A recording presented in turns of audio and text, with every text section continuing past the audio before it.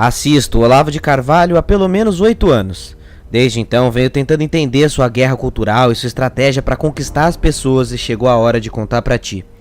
Como Olavo te enganou exatamente com a tática que ele diz lutar contra. Xingue-os do que você é, acuse-os do que você faz. E agora tá muito claro. O Olavo disse isso esse tempo todo para poder usar exatamente esse mecanismo em paz, sem ninguém perceber. Calma, não fecha o vídeo e ainda não dá hate. Deixa eu refutar e provar meu ponto em 2 vídeos e aí você comenta, pode ser? Ou então se for dar dislike, eu só peço uma coisa. Seja honesto e vá até o final do vídeo, ok? É o mínimo que você precisa fazer para não ser um idiota, concorda? Então, primeiro o falso decálogo de Lenin. Eu noto que há muito tempo Olavo repete que todo esquerdista usa a tática do Lenin para guerra cultural inspirada no Gramsci.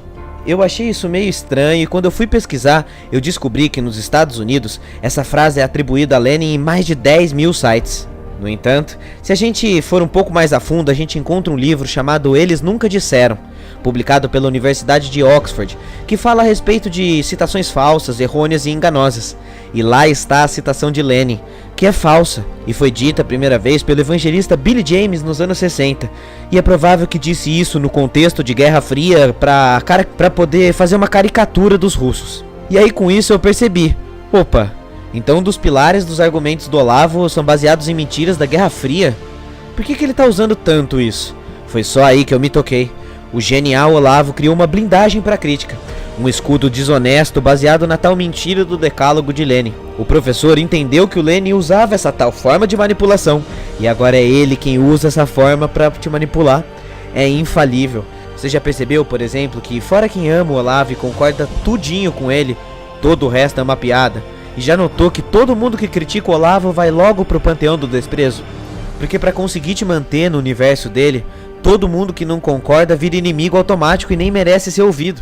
Veja, por exemplo, o que aconteceu há pouco na briga do canal 2 Dedos de Teologia, que era a favor ou é a favor do Olavo.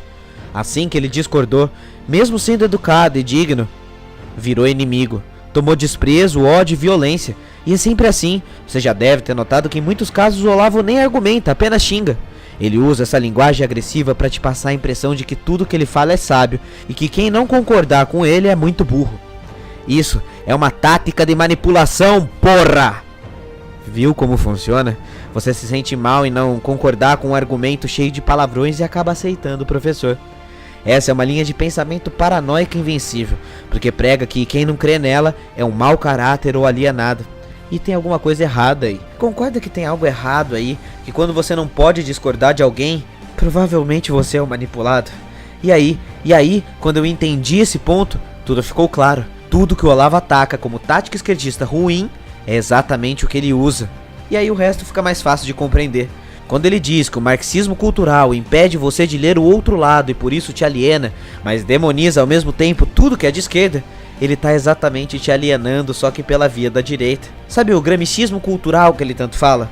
O Olavo está há 1 década ou até 2 criando o olavismo cultural, seguindo exatamente a fórmula que ele diz que Gramsci usa. Entrar na cultura para criar o caos social enquanto diz que você é a revolução. Não é à toa que o Olavo fala de tudo, de feto abortado, de cigarro não fazer mal, de geocentrismo, de combustível fóssil não existir. O Olavo tá numa guerra cultural contra tudo e todos. Ele já falou até mal de Newton e Einstein. E isso é para balançar a estrutura e criar o medo social. E tá previsto nas cartilhas de Lenin e Gramsci, segundo o Olavo de Carvalho. Veja, o Olavo tá entrando na cultura por muitos meios. Ele tem canais, políticos, pastores, todos atrás dele e ouvindo o que ele tem a dizer. E isso tá previsto também no decálogo de Lenin. Diz que para manipular deve-se controlar os meios de publicidade e assim dividir a população em grupos antagônicos, destruindo a fé das pessoas nos seus líderes naturais, ridicularizando eles com desprezo. Veja, vai dizer que o Olavo não faz isso? Olavo fez toda a sua fama mentindo enquanto dizia que a esquerda mentia, mentindo sobre ciência enquanto dizia que a ciência fazia isso, espalhando teorias da conspiração enquanto dizia que a esquerda fazia isso. E ninguém percebe isso porque o alinhamento de canais que trabalham essa pauta toda ao mesmo tempo faz com que a bolha Olavo de Carvalho seja impossível de furar. Porque quando você vai pesquisar dentro do nicho e dos canais que você gosta, que são aqueles que apoiam o Olavo, todos vão estar dizendo a mesma coisa. todos vão estar aplaudindo o mestre. E aí você fica tranquilo e com medo de procurar outras críticas, porque aí você vai virar um comunista. A pior das coisas. Entende como o Olavo está impedindo uma galera de pensar? Porque vamos ser sinceros, você já leu Gramsci completo? Leu Lenin? Tem a referência ou o contexto? Ou ficou sabendo disso pelos canais do Olavo ou dos amigos dele? Na biblioteca desses canais, vendem os livros-fonte? Ou você não lê os livros-fonte porque pode virar um comunista? E nas palavras do falso Lenin, segundo Olavo, se você fizer tudo isso enquanto vai botando medo no povo, dizendo que a sociedade quer implantar um tal regime autoritário, quando na verdade você está plantando um regime autoritário, rapidinho você está com o povo na sua mão. Você está entendendo a manipulação? O Olavo de Carvalho tem razão. Checkmate. Aplicando a fórmula que ele afirmou que os outros aplicavam, ele te manipulou. E manipulou uma galera que caiu nesse discurso. O Olavo tem razão. E essa semana ele disse mais uma vez na nossa cara que essa eleição tem gente lutando pela existência física, pela existência social. Só que a gente não tá mais percebendo, porque a guerra na cabeça dele já começou. E a gente vai mesmo querer ser um soldadinho do Olavo. E se você duvida, veja os vídeos desses trechos do Olavo falando do Lenin, falando do Marx, falando do Gramsci, e me diz aí você mesmo, se não é ele quem está usando essas táticas. Por favor, isso é só o começo do que eu tenho a dizer. Na sexta-feira a gente vai analisar a forma de manipulação do Olavo, a paradoxal rebeldia conservadora que o Olavo criou para seduzir os mais jovens e como ele está usando a estratégia das tesouras nas eleições, enquanto afirma que o Lenin faz isso. Olavo, amigos, Olavo tem razão. Se você usar as falsas formas de manipulação, você vai manipular pessoas. E para quem duvida do que eu tô dizendo, assista os próximos minutos e confere os links na descrição.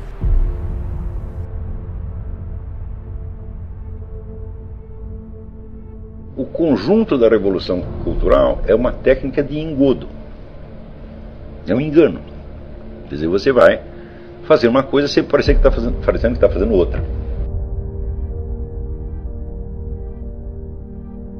A ideia básica é de uma destruição civilizacional.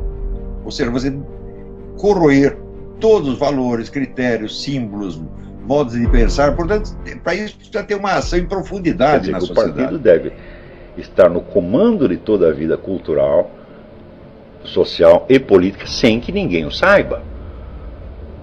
Ou seja, isso é uma engenharia da inconsciência. É uma coisa tão inédita que o pessoal do outro lado nem percebeu. Levaram décadas para perceber. Você vê no Brasil, por exemplo.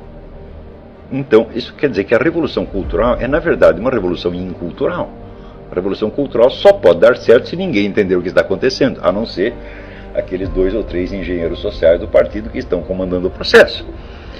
Nem os próprios agentes envolvidos precisam ou podem compreender, porque se o agente, né, digamos o militante, está compreendendo o processo inteiro, então o poder do partido já não é mais invisível, se torna visível e ele começa a ser objeto de discussão. E é exatamente disso que se trata, vamos dizer, na estratégia do Gramsci. Então, eles não estavam para brincadeira. Eles falaram: nós caímos do cavalo uma vez, não queremos cair 2, não vamos cair nunca mais, nós vamos levantar disso e tomar tudo. E de fato o fizeram. Só que pelos métodos do Gramsci, os quais são discretos por natureza. Na estratégia do Gramsci, a maior parte da militância. Eu me perguntava assim, será que Antônio Gramsci estava consciente de que com a sua estratégia ele não ia criar uma cultura superior, mas ele ia criar uma situação de imbecilidade coletiva absolutamente desastrosa e que talvez, uma vez consumado o processo, talvez não tivesse